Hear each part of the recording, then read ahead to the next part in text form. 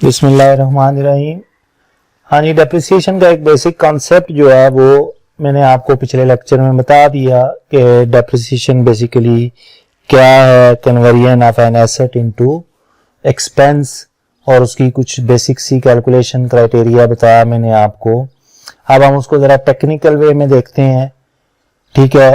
तो यहाँ पे वो आपको एक बैकग्राउंड बता रहा है, इसको रीड करना इसलिए भी ज़रूरी है कि कल को जब आपके पास सामने कोई थ्योरेटिकल क्वेश्चन आता है तो उसको आंसर करना जो होता है वो ये नहीं होता कि आप स्ट्रेट वे जो है ना वो लठ मारनी होती है। आपने बिल्कुल एक बैकग्राउंड बताना होता है, आपने मतलब आपने एक चीज को प्रेजेंट करना है अपने आंसर को, तो उसको समझना जो है वो जरूरी है।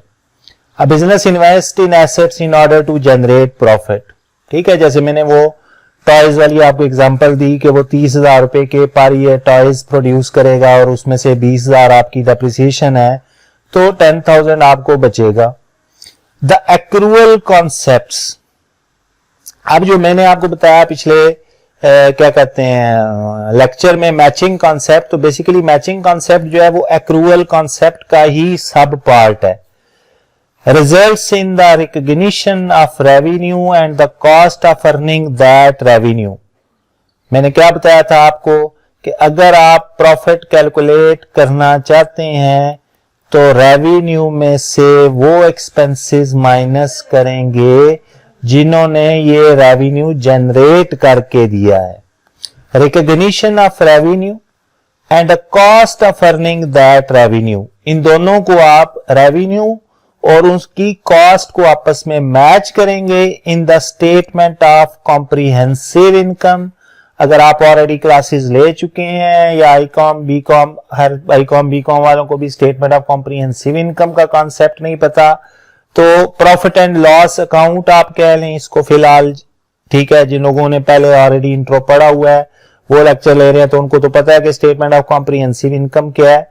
तो हम अपने प्रॉफिट एंड लॉस अकाउंट में इनको मैच करते हैं in the same accounting period, यानी कि जो एक्सपेंस है जिसने रेवेन्यू जनरेट करके दिया है, तो अगर रेवेन्यू 2020 का है तो एक्सपेंस भी 2020 के ही माइनस होने हैं।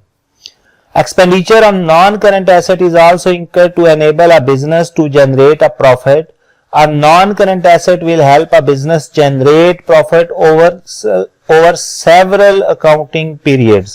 क्योंकि हमने नॉन करंट एसेट की डेफिनेशन में ये चीज देखी थी कि ये मोर देन 1 ईयर यूज हो रहा है। तो अब डेप्रिसिएशन बेसिकली क्या था कि हम उसको स्प्रेड करते हैं over the useful life. The cost of the benefit received from the use of such an asset must be recognized in statement of comprehensive income in the same period that benefit is recognized। अगर toys 2023 में produce हुए हैं, उनका revenue 2023 में generate हुआ है, तो उसकी जो कॉस्ट है वो भी 2023 में ही मैच होनी चाहिए। This concept is known as depreciation. तो ये बात हम एक इंट्रोडक्टरी लेक्चर में, पिछले लेक्चर में देख चुके हैं। और डेप्रिसिएशन जो है वो आपकी and of the year adjustment है।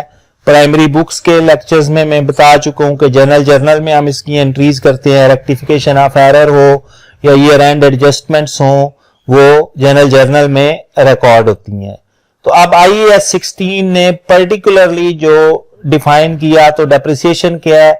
Systematic allocation. अब सिस्टमैटिक एलोकेशन का मतलब ये है कि जिस हिसाब से रेवेन्यू जनरेट हो रहा है उसी हिसाब से आप एक्सपेंस जो है उसके अगेंस्ट मैच करेंगे। इसीलिए डिफरेंट मेथड ऑफ डेप्रिसिएशन जो है वो हम यूज करते हैं। Of depreciable amount of an asset over it's useful life, ये बात बड़ी इंपॉर्टेंट है, ठीक है। इसमें ये नहीं करना कि वेयर एंड टियर की वजह से हम डेप्रिसिएट करते हैं जी, ये वो लेमैन डेफिनेशंस थी पुरानी। आपने अकॉर्डिंग टू IAS 16 जो प्रॉपर डेफिनेशन है, तो अगर आपके पास MCQ आता है तो इस डेफिनेशन के मुताबिक ही आपने आंसर देना है। अब यहां पे डेप्रिसिएबल अमाउंट क्या है? The cost of an asset or its revalued amount in case where a non-current asset is revalued during its life. अब revaluation भी आपके सिलेबस में शामिल नहीं है, less its residual value, यानी कि depreciable amount आपके पास कैसे आई, cost minus residual value. ठीक हो गया जी। अब रेजिजुअल वैल्यू क्या है, the expected disposal value of asset after deducting disposal cost at the end of its expected useful life. देखिए होता क्या है कि मैंने अगर एक एसेट परचेज किया है, ठीक है, और वो एसेट जो है फॉर एग्जांपल उसकी कॉस्ट जो है वो 10,000 है, लेकिन मैं ये और उसकी यूजफुल लाइफ जो है वो 5 years है, लेकिन मैं ये एक्सपेक्ट कर रहा हूं कि after 5 years it can be sold for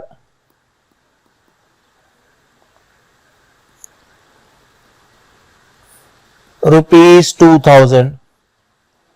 तो ये कैन बी सोल्ड, ये एक एक्सपेक्टेड रेजिजुअल वैल्यू है, तो मुझे जो कॉस्ट पड़ेगी वो कितनी पड़ेगी, 10,000 माइनस 2,000, 8,000। तो ये जो 8,000 है ये क्या है, डेप्रिसिएबल अमाउंट है। ठीक है, लेकिन यहीं पे ये छोटी सी चीज होती है जो कि आप उस पर फोकस नहीं करते।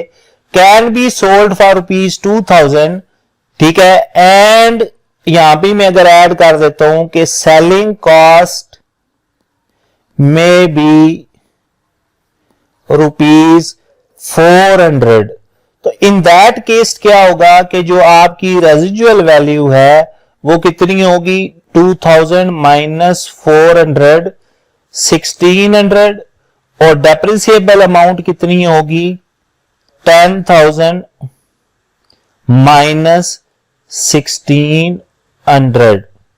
क्लियर हो गया, तो ये कितनी हो जाएगी, 8,400। तो अब मुझे कॉस्ट जो पड़ रही है वो या 8,000 है क्योंकि 2,000 में रिकवर कर रहा हूं, या मुझे कॉस्ट पड़ रही है 8,400 क्योंकि मैं 1,600 at end of the year useful life में उस एसेट को बेच के रिकवर कर लूंगा। तो ये डेप्रिसिएबल अमाउंट को जो है वो हम क्या करते हैं, स्प्रेड करते हैं over the useful life. The systematic allocation of the depreciable amount of an asset over it's useful life. Residual value क्या है वो बता दिया मैंने। यूजफुल लाइफ भी जो है वो बिजनेस टू बिजनेस वेरी करता है, एक एस्टिमेटेड वैल्यू है जो बिजनेस खुद से एस्टिमेट करता है।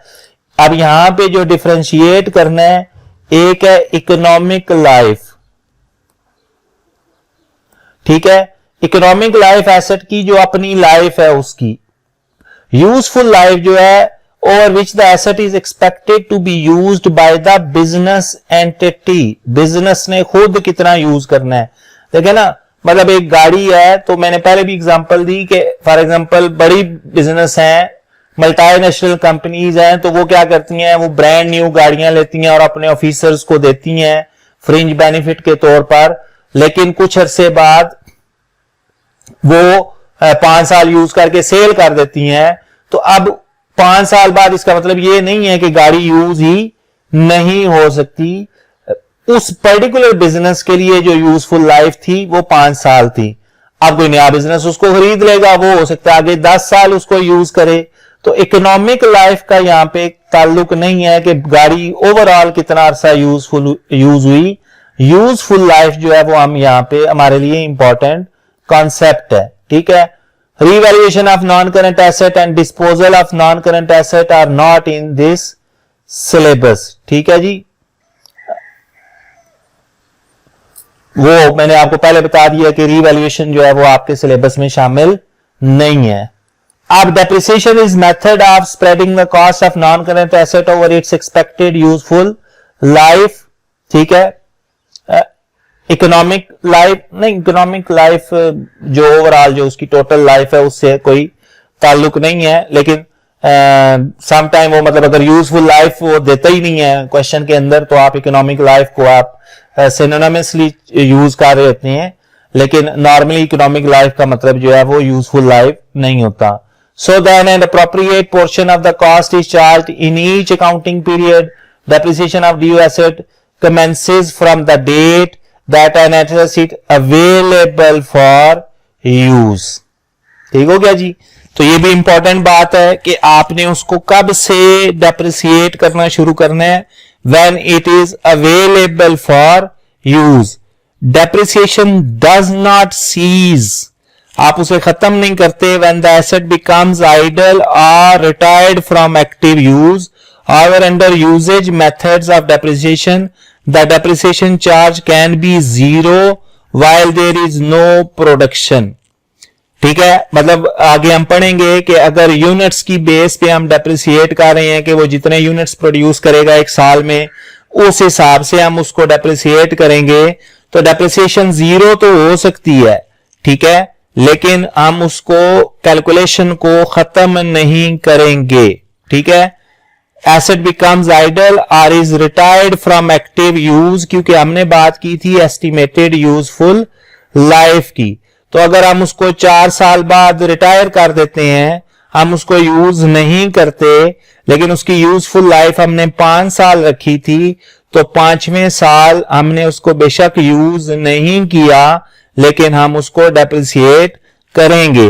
तो यहां पे 2 पॉइंट्स इंपॉर्टेंट हैं कि एक तो डेप्रिसिएशन स्टार्ट कहां से होगी, और अगर एक एसेट यूज नहीं हो रहा, ठीक है, आइडल है, किसी वजह से भी मटेरियल नहीं मिल रहा, ठीक है, लेबर नहीं है, या रिटायर्ड फ्रॉम एक्टिव यूज, हमने उसको रिटायर कर दिया है, तो हम उसकी डेप्रिसिएशन को नहीं रोकेंगे, वो जारी रखेंगे अनलेस के उसकी जो यूजफुल लाइफ है वो पूरी नहीं हो जाती.